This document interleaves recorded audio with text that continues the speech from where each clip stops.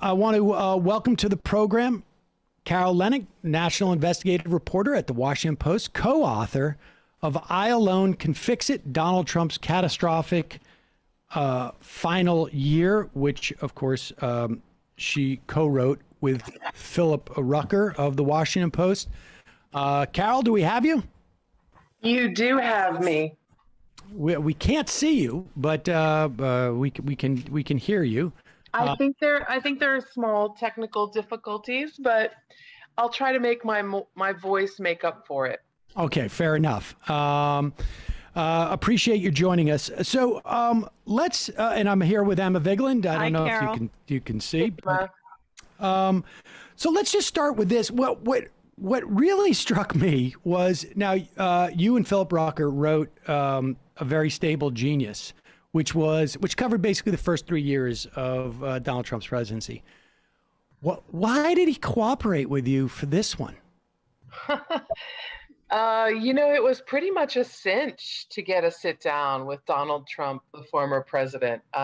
We did all our reporting before we went down to see him and before we really actively sought his input. But we wanted to hear his view and we wanted to fact check some information with him. And what we were surprised by was how quickly he and his aides basically said, sure, come on down.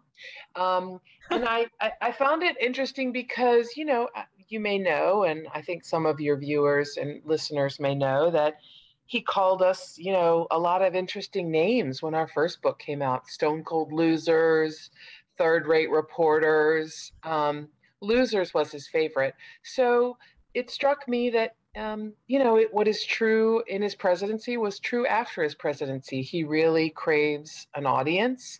And especially now that he doesn't have Twitter or, all of these opportunities to interface with reporters every day on the South Lawn.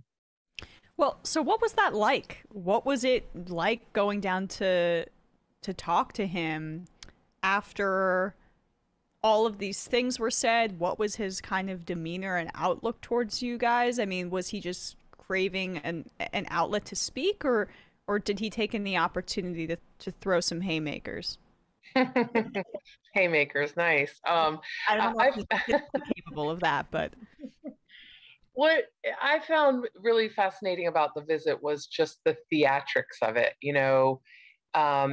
It became clear to Phil and to me that we'd been invited at a specific time to a specific place for the drama of what was unfolding. One, we were asked to come to the lobby of Mar-a-Lago at 5 o'clock. It happens to be the place where everyone traipses through for dinner, the club members, as they enter to get ready for, the raw bar. And so they were getting to see that the president, the former president, still has all sorts of national reporters and others traipsing down to Florida to hear him, to get an audience. And meanwhile, we were allowed to see all of the people sort of bowing and scraping as they entered to, throw their hellos to him, and all sorts of individuals obsequiously walking over to him to tell him how great he is. So it was a little bit of theater on both ends of the scale. I'm trying to hold off on this question, but the guy's a lunatic, right? The level of psychological desperation involved in trying to prove to the members of your golf club that you are still relevant as an ex-president. That just seems like an insatiable, bottomless pit of self-esteem issues, right? You're an ex-president. What do you need to parade the fact that someone wants to interview you for? I like that line, you're an ex-president, right? Because as an ex-president, you're in a special club. I mean, there just aren't very many members, and it's such a rarefied world. It should give you a lot of confidence, so to speak. I'm not a mental health professional, and neither is Phil. We don't pretend that we know what's going on exactly in the mind of Donald Trump. But what we do know from watching him is just patently obvious. He needs and breathes media attention. That oxygen is critical to his survival. And because he doesn't have a platform anymore, we were another opportunity for him to, as he said, get the word out. He's living in this alternate reality where the January 6th was a bunch of loving, warm, hugging individuals who were ushered into the Capitol by welcoming Capitol police officers. In his alternate reality, as he relayed to us, there were many, many, many thousands of ways that the election was rigged to deny him his rightful second term. And Black Lives Matter protesters were evil threats to our country. All of these things are baseless, but that's the reality he's living in now in his club. And do you think, and when he expresses those three assertions as an ex-president, and I want to get into sort of, obviously the TikTok, as we go through COVID and Black Lives Matter and then the campaign, but when he makes those assertions, right, and there's three distinct ones there, that the January 6th rioters were loving people and they were just ushered in by the police, and Black Lives Matter was an existential threat to the country. And that he won the election. I mean, those last two, it's not hard for me to imagine that he actually believes. But was your sense that he genuinely believes these things, or either way, did you see any disparity between what you perceived as his sincerity about the beliefs about those three things?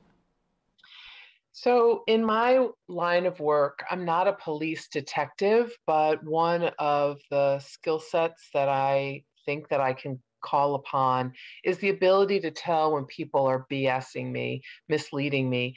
People give off a lot of body language that indicates that. And what's fascinating about Donald Trump is we know from our reporting for this book that he knew he lost.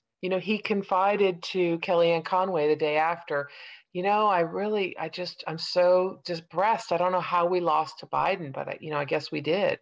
So we know he knew that then. His hardened inner narrative when we visited with him in March was that he absolutely won. And I'm telling you, his body language in that interview shows no deception. Either he is an amazing, skillful liar, or he has convinced himself of this in the intervening months. He shows no typical signs of deception.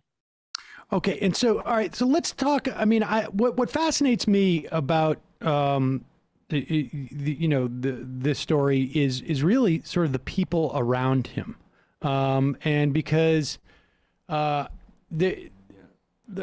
far as I can tell, through your reporting, there was a lot of people who basically functioned as a check on the worst of his worst impulses to the extent that they could, right? I mean, there's a lot of people are quiet around him, but they're panicking inside on some level. I mean, let's talk about COVID. What did he just simply decide at one point? Was he under the belief that this was just not real enough that he could just sort of plow through it? Or was it just a belief that nothing's real enough that you can't just plow through it? I love this question, Sam, because it gets right to the heart of a theme that's just true about Donald Trump. He had a particular way of governing and leading that really didn't have to do with governing and leading. He was fixated on winning the hourly or daily news cycle. It was all about the impression, the optics. It was all about what he could sell, essentially, kind of like the real estate developer. Can I convince people that these condos are really the height of luxury and that most of them have already been purchased and you better get in now before they're all gone? I mean, his optics game is really good. But unfortunately, that toolkit that skill set was not just woefully inadequate, it was a disaster when he applied it to a real crisis. In fact, in our first book, A Very Stable Genius, we talked with sources who essentially foreshadowed this. They warned us, we're so lucky that Donald Trump hasn't been hit and this country hasn't been hit with a real crisis. As for his belief, your central question about the belief, he believed everything could be managed as a PR event. And unfortunately, what people needed in a public health crisis, a lethal virus marching over the globe from China to Europe to the United States, not exactly always that way, but overwhelmingly that way. What they really needed was clear, straight information, not happy talk. They needed to know how to protect themselves. That's not what Donald Trump wanted to give them. Donald Trump wanted to convince them the economy's great. Shut Nancy Messonnier up, this CDC official who's warning people that our lives are going to change. Get her away from the microphone. We need to tell everybody everything's going to be fine. Well, that's not how you protect American lives. And unfortunately, we found that out. What's interesting, too, is just that if this had been approached in a way where facts were given, there's evidence that the American people would have responded to that. I mean, I believe that there wouldn't be this PR backlash that he anticipated, but it's like, it's almost as if he knows nothing else, and his mind doesn't really move past that. Like, I mean, I know you kind of answered that earlier by saying that that's how he sees the world, but is that an accurate characterization? Because, was there ever a glimpse or a thought of doing something differently? Because I think the frustration with him when there were so many unknowns, and that's why someone like Andrew Cuomo got a ton of free media, was that there was just nobody giving facts. Yes, there was nobody giving facts, or no one authorized to give facts. And Emma, I think the point's a good one. Like, he could have won re-election in the view of many of the people around him if he had just sort of owned the virus in the sense of, okay, look, this thing happened to us and I'm your leader and your savior and your protector. And here's what we all need to do.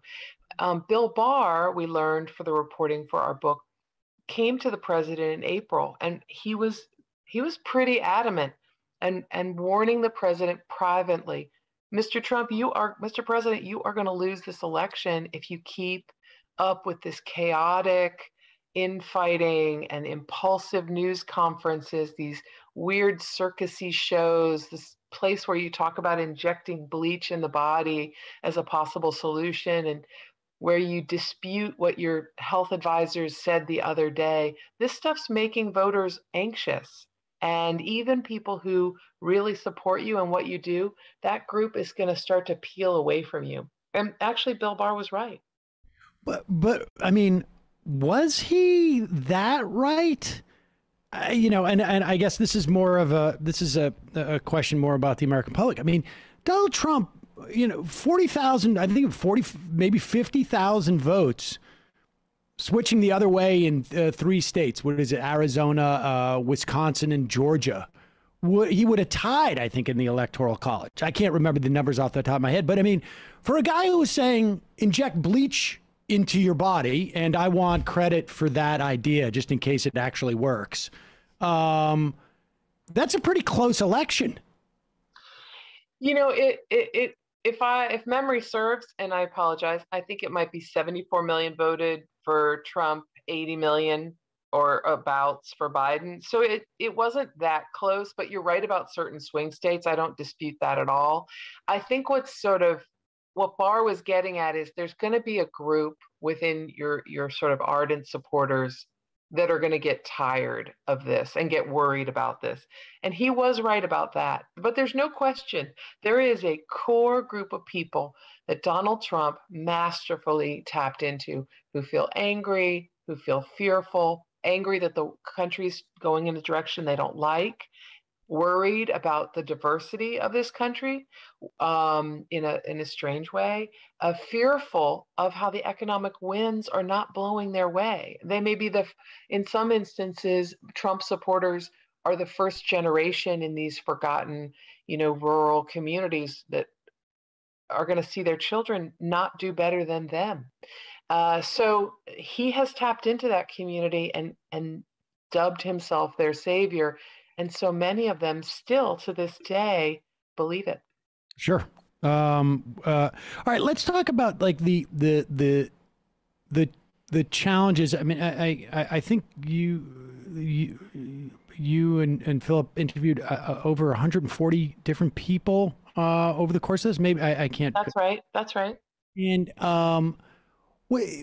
to what extent, like, I mean, there's a lot of people who enter into this administration, and certainly when you're talking about like the last year of the administration, right?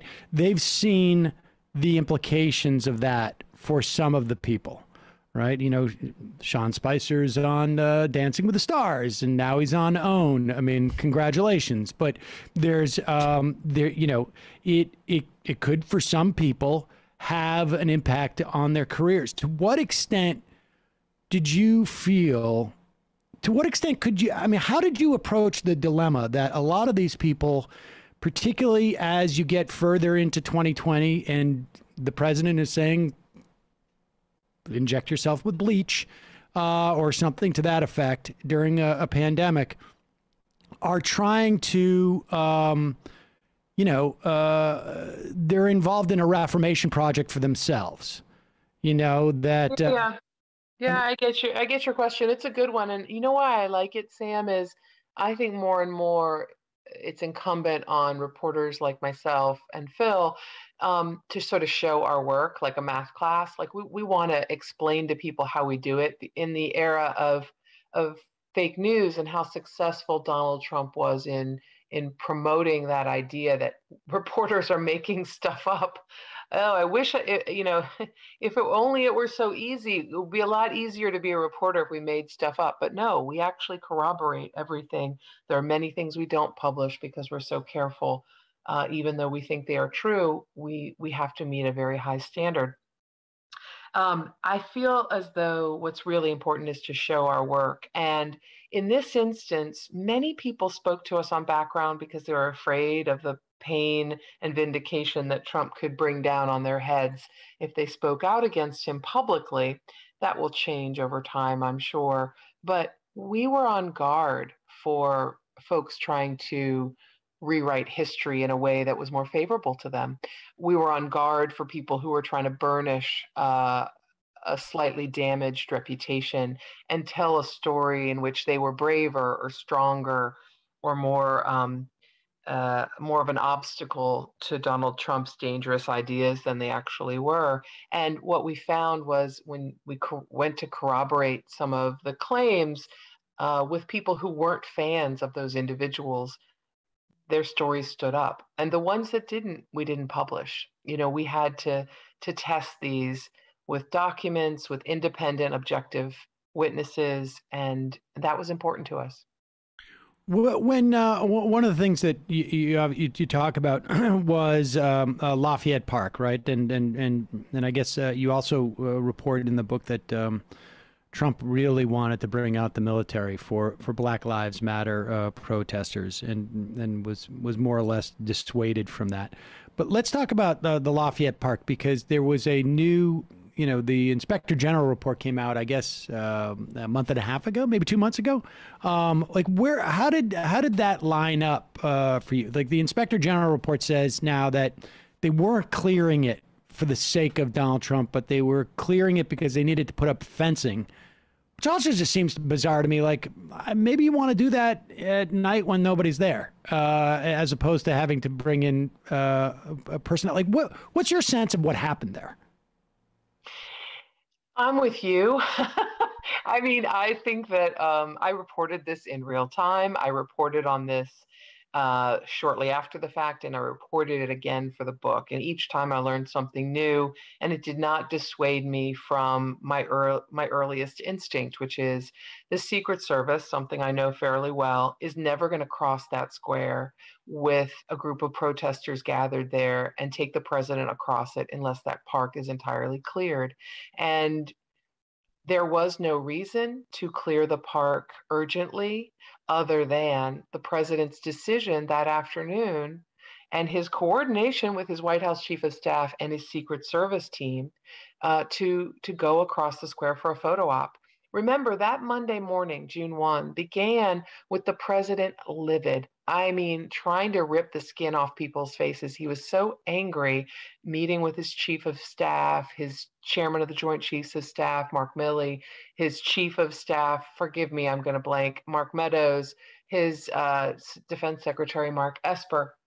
He's meeting with them. And why is he angry? He's angry that it's been reported that he had to be taken to the bunker a couple of nights before. He's not mad that he was taken to the bunker. He's mad that it looks weak, that he had to hide from the protesters, the Black Lives Matter. He says to them, well, what are foreign leaders thinking? I can't even control my own Capitol, my own White House. I must look weak to them. He wants this fixed. And his solution that he devises with his daughter, Ivanka Trump, that afternoon is, instead of bringing 10,000 military troops to the square, he's going to walk across Lafayette Square and hold up a Bible to show that he's got control over this city. He's able to walk out the front door. Sorry, that's a long-winded answer to your question. But that report, by the way, that you mentioned, I'm sorry, that's a completely incomplete picture of what happened. The Inspector General in that case, appointed by Donald Trump, did not interview the key people at the White House or anyone at the Secret Service. So how can it answer the question of what the purpose was if you don't talk to the two people who were planning the only urgent reason to clear the square that afternoon? I mean, I'm with you. I mean, it just sounds like just a bizarre decision. Like, we need to do this right now. Coincidentally, after we do it, the president has decided, well, that's clear. Like, we need to put this fencing up right now when there's thousands of people there. It just doesn't make any sense whatsoever. And it's not only logistically, it's not only rationally dubious. The facts indicate that, I mean, the reporting we did for the book indicates that the real order came from the White House. And I think at first, I think it was Barr had claimed, if I remember correctly in the sequence, that Barr had said that it was his decision. Like, he walked out there and said, we're going to go across. The whole thing sounded dubious, but it also, I find disturbing the idea that, like, the Inspector General, which is supposed to be sort of function as close to an ombudsperson as we can get in the context, in this context, is that highly politicized, right? Like, I mean, like, they're supposed to be independent. Yeah, and I'm wary of reaching a conclusion without facts that the Inspector General is politicized. I'm just mentioning a fact, which is that he was appointed by Trump. He insisted at the time of the report that politics and Trump's appointment have nothing to do with the way he sculpted the report. But as a reporter, a journalist, a researcher that tries to gain the exact same information, I really wouldn't have a complete story if I didn't talk to the people who were arranging for the reason to clear the report. Clear the square. I hear you. I will make that conclusion since I don't have those bona fides. Exactly. Exactly. All right. Well, let me ask you about this. Like, what did you notice? I mean, because one of the things that again, for me, with a story like this for Donald Trump is the people around him, right? Like, 20 years ago, if everything was the same, you would not have, however, 100 plus Congress people and half a dozen senators vote to decertify the election on January 6th. But the Republican Party has changed, and there may have been people in the White House a year ago who were trying to put the brakes on what Trump was doing. Don't bring out the military to deal with Black Lives Matter. Milley, your reporting suggests that he thought there was, at the very least, some attempt at a coup, for lack of a better word. It's conceivable to me that 10 years from now, when Marjorie Taylor Greene is president, the people who surround her will have also, evolved or devolved, however your perspective is on that, and they won't be tapping the brakes.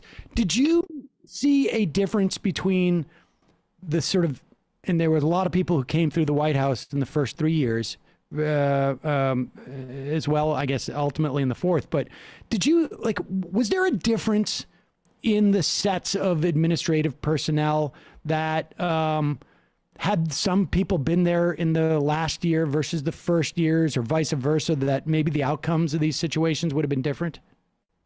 I also love that question because it goes right to the theme that connects the two books, Stable Genius, our first book, our first attempt to understand the Trump presidency, and then I Alone Can Fix It, that final devastating and chaotic year. The first sort of chunk of the Trump presidency, those first 2.5 to 3 years, the president had some pretty serious people around him. I mean, not an A++ team in every regard, because there were a lot of people pretty anxious in the Republican Party about signing on with Donald Trump based on watching his campaign. So you didn't have a lot of Bush appointees going, oh yeah, I want to help this guy out. But you had some significant serious adults, people like Rex Tillerson, Secretary of State, bad reviews for being a Secretary of State from employees who felt he was a little aloof, but a really serious guy who ran a Fortune 100 company. General Mattis, Mad Dog Mattis, a guy with a real student of history, a ton of experience in the field and also in management. You had John Kelly, a general who had spent so much time in Southcom, understood the border, understood Congress as a previous job that he had interacting with Congress and the Defense Department. So these were serious people. He fired all of them. He fired almost everyone in the first zone. He changed and went through so many chiefs of staff and defense secretaries and Homeland Security secretaries. It was hard to keep track as a reporter at times.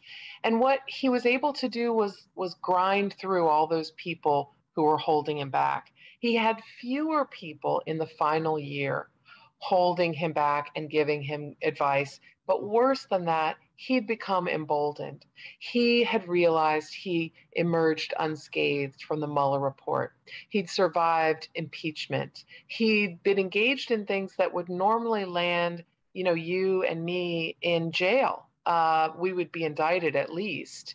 And he skated through that. So that made him feel like he was the best, political strategist. He was the best arbiter of how to move forward on a policy. The combination was genuinely lethal. A person who had less guardrails around him and was convinced of his superiority in all decision making. And it meant he shut out a lot of smart people and shut out people like Robert Redfield, who believed that thousands of people died because he couldn't get Donald Trump to wear a mask. He shut out Bill Barr, who we all thought was, sort of a henchman essentially to get Trump reelected by hook or by crook, and was actually trying to get him to recognize that you can't attack civil rights protesters in American cities. In other words, I don't have that big of a hook to get him reelected. I mean, do you have a sense when you mentioned Redfield with his lamentation about the mask? Do you have a sense of what went on with things like the PPE, the inability to sort of all the weird contracts that were issued and the idea of like we're going to slow the roll on any type of national testing.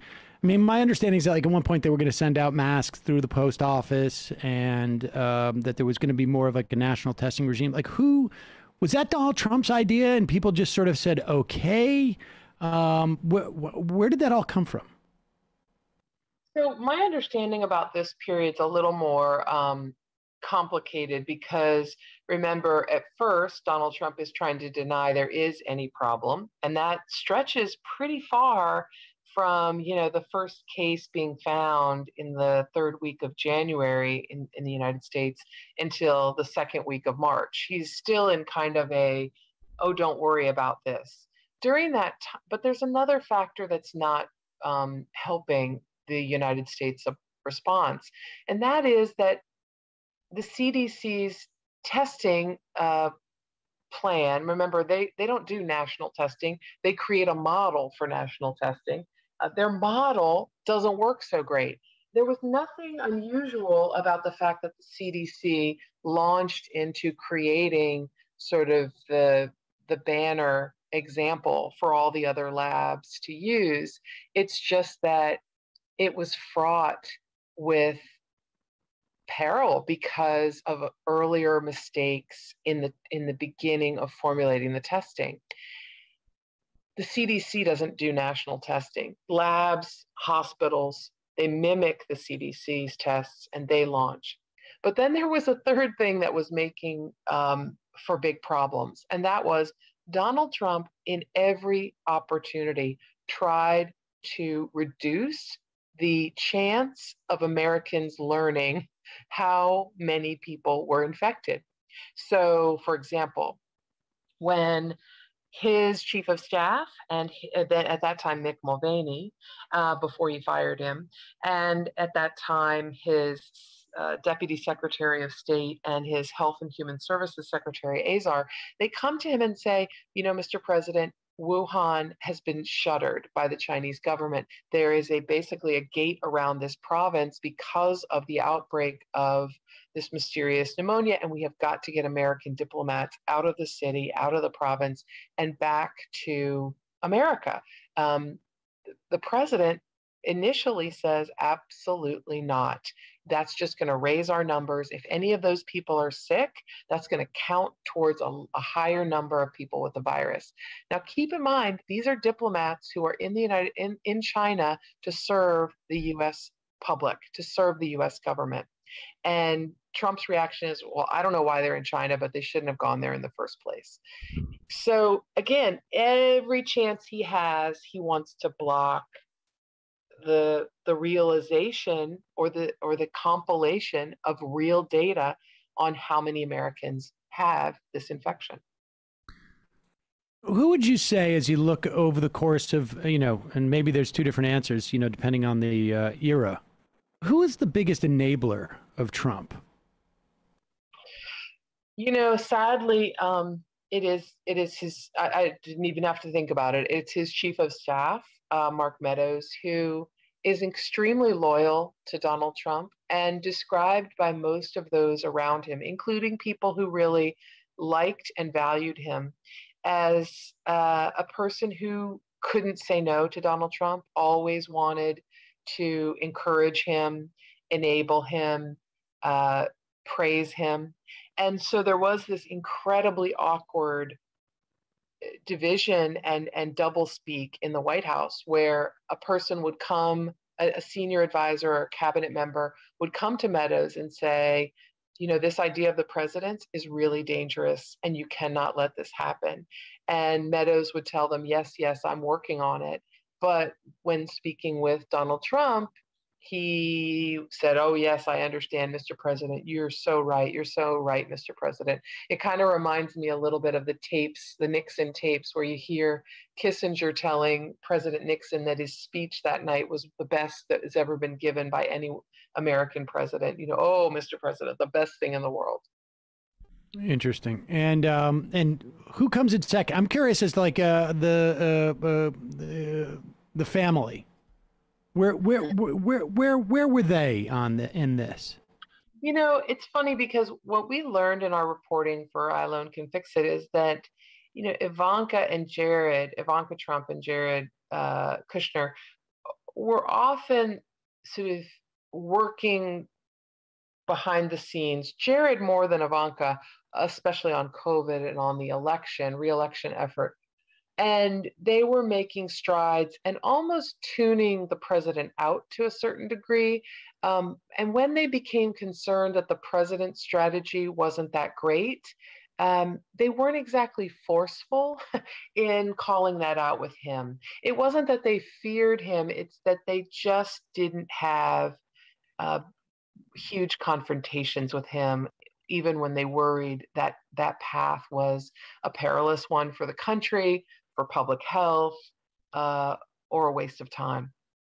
Interesting. Well, it is an impressive second follow-up. Like I say, I just can't believe, it's just, it just speaks volumes just that he was like, welcome back. You got my quote right. I'm a real stable genius. You guys, I just find that amazing. But Carol Leonnig, the Washington Post co-author, I should say, of Phillip Rucker, with I Alone Can Fix It, Donald J. Trump's Catastrophic Final Year. We'll put a link to that at majority.fm. Thanks so much for your time today.